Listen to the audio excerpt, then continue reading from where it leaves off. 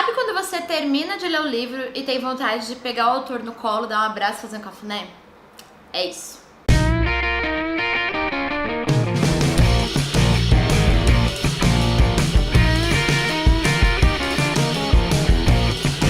Oi galera, tudo bem? Pra quem viu o vídeo de quarta-feira, sim, eu estou com a mesma roupa, eu estou com a mesma cara, porque a gente gravou no mesmo dia, a vida é corrida e é isso. Infelizmente ainda não dá pra viver de YouTube, sabe? Mas se você se inscrever no canal, curtir o vídeo, compartilhar por aí, né, facilita. Eu estou aqui hoje pra fazer mais uma resenha de um livro incrível do projeto Leia Mulheres.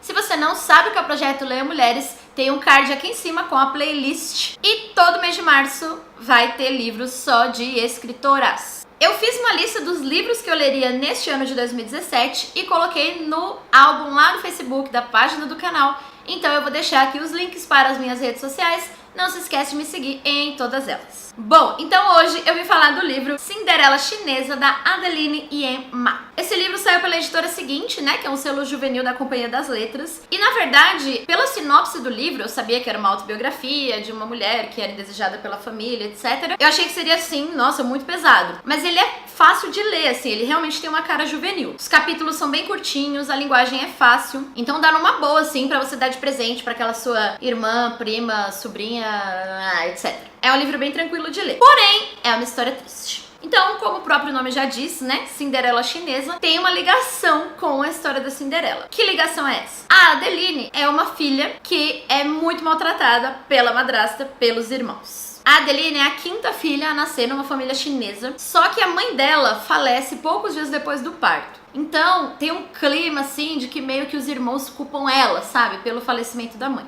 Quando ela ainda é muito pequenininha, o pai se casa novamente e essa nova esposa tem outros 2 filhos. E ao longo de toda a vida deles, ela vai tratar esses 2 muito diferente do que ela trata os outros 5. Como se não bastasse isso, a Adeline, além de desprezada pela madrasta e pelo pai também, né, gente? Porque o pai, pelo amor de Deus, ninguém merece uma pessoa indiferente e banana daquela. Mas além disso, a Adeline ainda tem que lidar com os irmãos, porque ela é a mais novinha dos 5 e eles são muito cruéis com ela, de verdade. Eles fazem coisas, gente, terríveis, assim, sabe? Eles têm inveja dela porque ela é a primeira da classe. Claro que ela não usa essa palavra, mas a palavra é essa, né? Recalque. E eles são malvados com ela, eles acabam com o bichinho de estimação que ela tem, eles... Nossa, ai, gente, eles pregam tantas peças nela, assim, que não tem a menor graça. E assim, ela tem consciência desde muito cedo do quanto ela é rejeitada e do quanto ela é indesejada, sabe? Isso é muito triste, de verdade. A sorte da Adeline é que tem 2 pessoas na família que são muito legais. Uma é a tia dela, que é a tia Baba, que é quem cuida dela desde pequenininha. E a outra é o vovô, que é o Iê. Ai, ele é tão lindo, tão maravilhoso, tão fofo.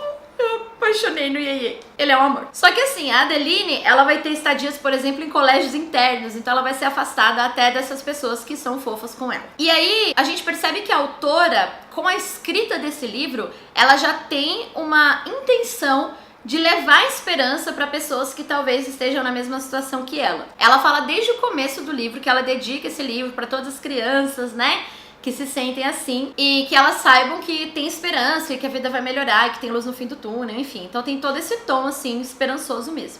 Aqui também é citada a história da Cinderela chinesa, que é uma história anterior à Cinderela europeia, que a gente conhece. E a tia Baba conta essa história pra Adeline, falando pra ela que a história da Cinderela é um talismã contra o desespero. E eu achei super legal porque eu nunca tinha visto por esse ângulo, né? Eu tenho um pouco de birra de contos de fadas e, sei lá, né, príncipe, foram felizes para sempre, ok. Mas a história da Cinderela tem essa coisa dela ter sido maltratada, dela ter perdido a mãe, né, ser órfã, e a madrasta, e os irmãos. E o fato de ela ter o final feliz, eu acho que realmente traz uma mensagem de esperança, né, que é muito bacana pra quem se encontra nessa situação também. Além da história triste da Adeline, tem alguns pontos que são bem bacanas nesse livro. Primeiro ponto, a relação dela com a leitura e a escrita. Como essa realidade que ela vive em casa é muito difícil, a Adeline encontra consolo na escola, nos livros, na escrita. Então, desde novinha, ela gosta de histórias, ela adora ir pra escola, ela é a primeira da classe sempre. E ainda muito jovem, ela vai se inscrever em concursos literários, ela vai ganhar um concurso, sabe? Que vai ter uma importância grande na vida dela. Então ela tem essa coisa assim, ela fala que primeiro, ela desde pequena tem vontade de escrever pra fazer algo que dure além dela, sabe? Que não se acabe, que não morra. Segundo, ela diz que os livros pra ela são uma fuga dessa realidade difícil que ela enfrenta. E ao mesmo tempo ela encontra ecos também. Então tem uma parte, por exemplo, em que ela tá lendo o Rei Lear do Shakespeare e ela identifica muito o avô dela no Rei Lear. Ela tá longe dele nessa época, então rola ali uma identificação. Então essa perspectiva da leitura, da literatura como fuga, sabe, de uma coisa ruim, como um meio de melhora da vida,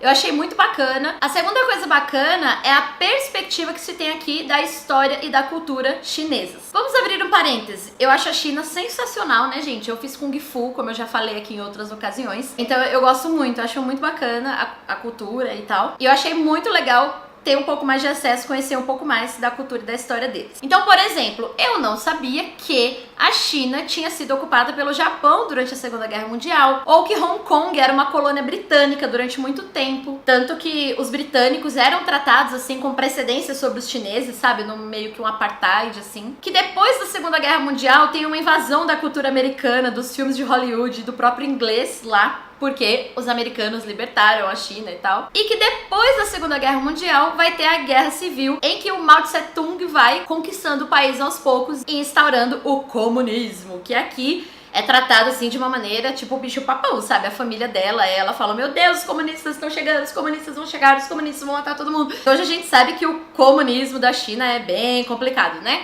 E aqui mostra a origem disso, né? O antes disso. Então eu achei bem bacana conhecer. Em relação à cultura, existem algumas referências. Então, por exemplo, a avó da Adeline, que é a Nai Nai, ela tem o pé todo deformado por causa daquela coisa que na China as mulheres tinham que ter o pé pequenininho. Então, desde criança, elas usavam um sapato que apertava o pé e tal. Então, a avó já idosa, ela tem os pés deformados, ela sofre, ela tem que fazer compressa, ela não consegue andar direito por causa disso. E ela ainda comenta assim, sorte sua que você nasceu nessa época, você não tem mais que fazer isso, porque na minha época tinha. Então tem essa coisa assim histórica. E tem um foco muito grande pra escrita chinesa, que eu achei sensacional. Então aqui vai falar o quê? Que a escrita chinesa, ela é pictográfica, socorro, não lembro a palavra.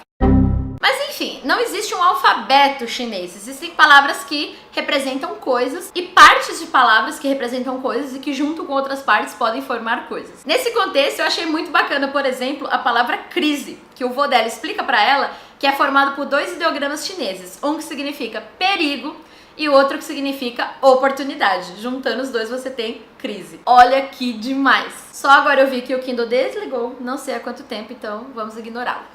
Bom, o avô da Adeline, ele tem um diálogo muito bacana com ela também nessa questão de cultura, numa época em que ela tá frequentando um colégio inglês e ela não quer mais estudar chinês. E aí o avô dela vai conversar com ela sobre identidade, eu achei isso muito da hora. Então ele fala assim, olha, não adianta você saber inglês, porque todo mundo que olhar pra você vê que você é uma menina chinesa. Então, você é chinesa, essa é a sua identidade, é essa que é a sua história, sabe? E aí ele começa a mostrar pra ela como é bonita a cultura chinesa. É nessa hora, por exemplo, que ele vai falar da palavra crise, mas ele dá outros exemplos também. Então ele mostra pra ela, assim, como é bacana aquela cultura pra tentar despertar o interesse dela mesmo por estudar aquele idioma e tal. Outra coisa interessante que tem aqui é a diferença entre meninos e meninas, né? Embora isso não seja um tema central no livro, a gente sabe que na China isso foi bem problemático durante muito tempo, nascer mulher. E a família da Adeline tem diferenças, assim. Então, por exemplo, a irmã mais velha dela tem um casamento arranjado, enquanto os irmãos vão pra universidade. E como ela é caçula, ela tem muito o sonho de ir pra universidade como os irmãos e não casar com a irmã. Só que ela sabe que o destino dela não é esse, porque ela é menina e as meninas não podem ir pra universidade, fora do país, etc. Tem uma parte aqui em que ela é muito pequenininha e que ela fala assim, que ela vai tipo descrevendo o paraíso e ela fala, no paraíso, blá blá blá blá blá blá blá, e as meninas podem fazer as mesmas coisas que os meninos, sabe? Então mesmo na visão infantil dela, ela já tem essa percepção da diferença de tratamento por causa do gênero. A Adeline também é uma personagem muito fofa, assim, é fácil se apaixonar por ela, porque ela é uma criança que sofre muito, mas ela é muito doce, sabe? Então, o que ela relata aqui é que na escola, por exemplo, ela tem muitas amigas, as pessoas gostam dela e tentam ajudar ela, só que ela, tipo, meio que morre de vergonha, então ela não tem coragem de falar o quanto ela é maltratada, o quanto ela é mal amada, sabe? E acontecem coisas, tipo assim, esquecerem ela na escola, sabe? É horroroso, assim, o negócio. Bem que esquecerem ela na escola, acho que é o menos pior que acontece aqui com ela. Enquanto a gente lê, dá uma raiva muito grande de tudo que aquela família vai fazendo, mas por outro lado dá pra gente pensar em muita coisa, sabe?